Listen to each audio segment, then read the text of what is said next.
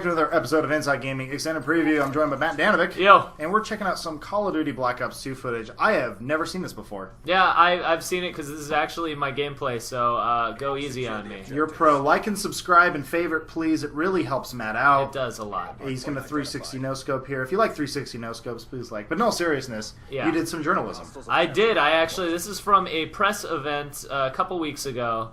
Where they basically showed us more multiplayer stuff. It was actually the second press event where they showed more multiplayer stuff and talked a bit about zombies. Right now we're looking at a gameplay in a game type called Hardpoint, which they were trying to say is new, but you will see that it is pretty much just headquarters. This is a new map. I forget which one it's called. Well, they're all new maps, but I forget which one this is. It's, again, fitting in kind of the style of Black Ops style maps where there's a lot of entry points, but it's pretty small and just kind of almost like a figure eight in a lot of ways. So, I'm a little hazy. Headquarters, was that the one where you hold points, or there's like an objective? What are you supposed to do exactly, or what is the objective in Hardpoint? So basically in Hardpoint there is a point that goes up that's neutral, and you guys spawn, but basically there are two spawns. And you spawn at opposite sides, and as you see, you rush to try to control it. And so if you have only your guys within that point, you control it, and then you get more points during that time. In the first, I remember playing that. So 250, yeah. Yeah, so why change the name? That seems... I don't know. I mean, perhaps there are different, like, bonus points or things moving to it. I would imagine it's probably the scoring system is a little different. Right. As you'll see though, spoiler, this one does not go the distance because it is due to the kind of small nature of this map. There's a lot of killing going on. A lot of killing. What was the setup here? 8 on 8? I believe, it's 6 on 6. And this was you and other journalists, or did they bring in the hardcore Hutches and Nanners of the world? It was me, other journalists, and then also some Treyarch employees. So it was actually pretty stiff competition because little journalistic secret. While I am not the best FPS or gamer necessarily in the world, generally journalists are garbage. Are fucking garbage. And makes our lives easier. Yeah, it feels so great at press events because you are just come on. What did you throw at the guy that decided to take a nap, and why didn't he die? Was that just an EMP grenade? Yeah, that was the EMP grenade, which is great because it can act as both a mine and a grenade. So if it's in the middle of if it's right next to an enemy, it will go off immediately. So it's actually kind of almost better than a grenade because it has sort of the effect of being cooked, or it can be a stun sort of Claymore-ish type device. Now, Treyarch's kind of known in the sides of Infinity Ward versus Treyarch, sort of thing, that their map design tends to be on the better side, or more polished. Was that the vibe you were getting at this event? Yeah, I was loving these maps, to be completely honest. This one is a little bit. There are some kind of areas or nests where you could definitely camp. Like this spot, I decided to camp, though I have basically their version of the AK now. So you see I got 9 hit markers in that guy and didn't kill him. Which also Treyarch famous for, beefier, you have to really hit a guy to kill him, except there when I died. Yes.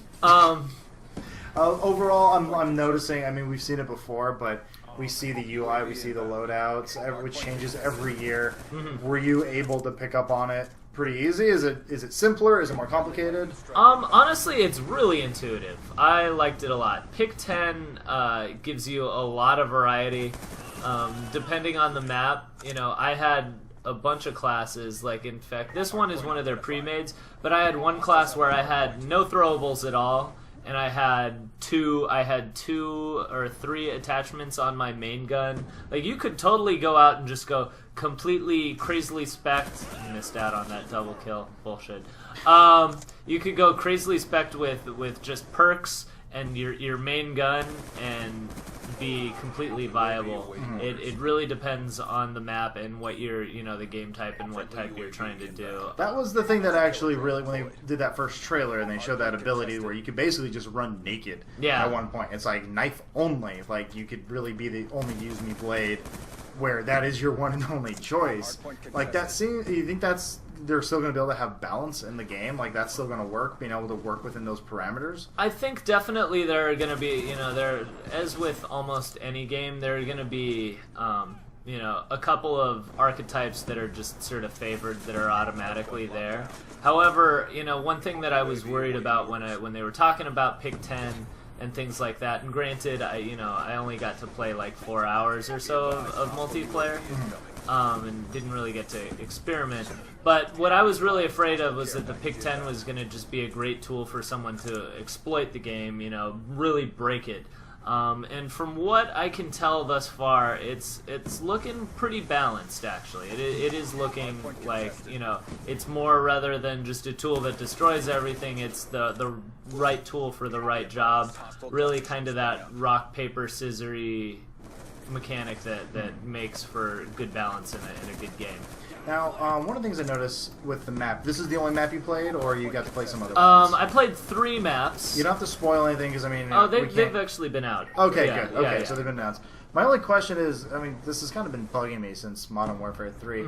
It's just all the maps kind of look the same with this overly destroyed feel, and one of the things I loved about Black Ops was they had some really cool maps where it was like, buildings were still intact. Yeah. Is there anything like that? Like something that's not just a post-World War III building? There is stuff like that. In fact, actually, this is the only map that's the overly destroyed map that I actually played on. One is is basically in Los Angeles in the fabled completed light rail system in here.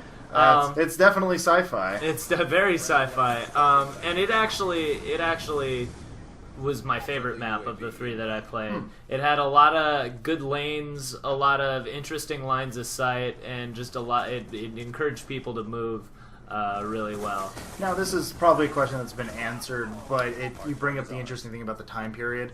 We have seen that the game does, from the single-player perspective, flop between going from like 1985, like Afghanistan to like future shooter stuff, because it is the Black Ops throughout the time, the history of time.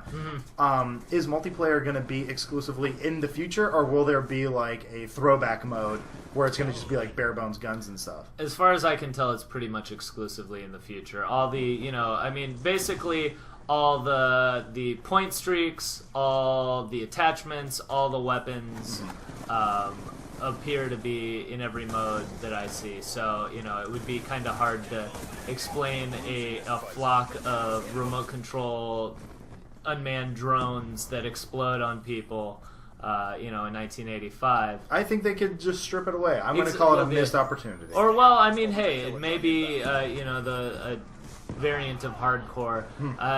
They were also really pushing the fact that custom games are even more customizable now. So I imagine in a way you could do somewhat of a version of that. However, even some of the guns, like I said, I had that one a while ago that was, it was basically, it was the AK-47, but it was sort of their interpretation of what a future production one on that was.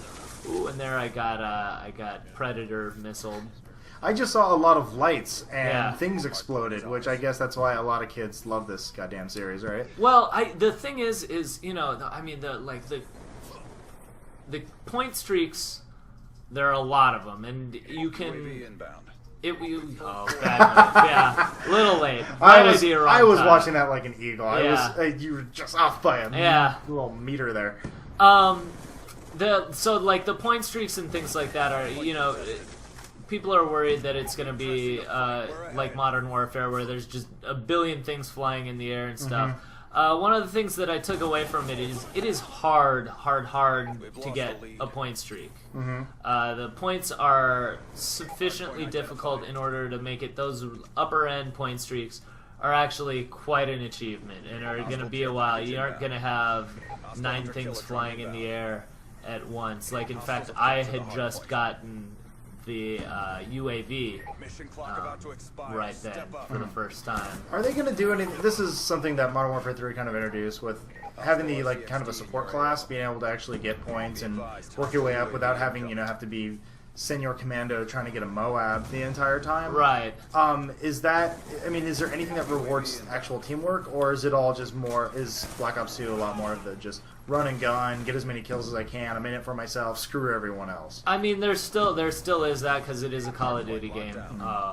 But basically, it's you can get your point streaks can help. You can get points for that when people kill through your UAV. You can do it. I don't know. It seems like they give you a lot of ways to do that. And finally, for once, for some reason, even though I was winning a lot, I was always the last kill cam. Thank God that one I wasn't.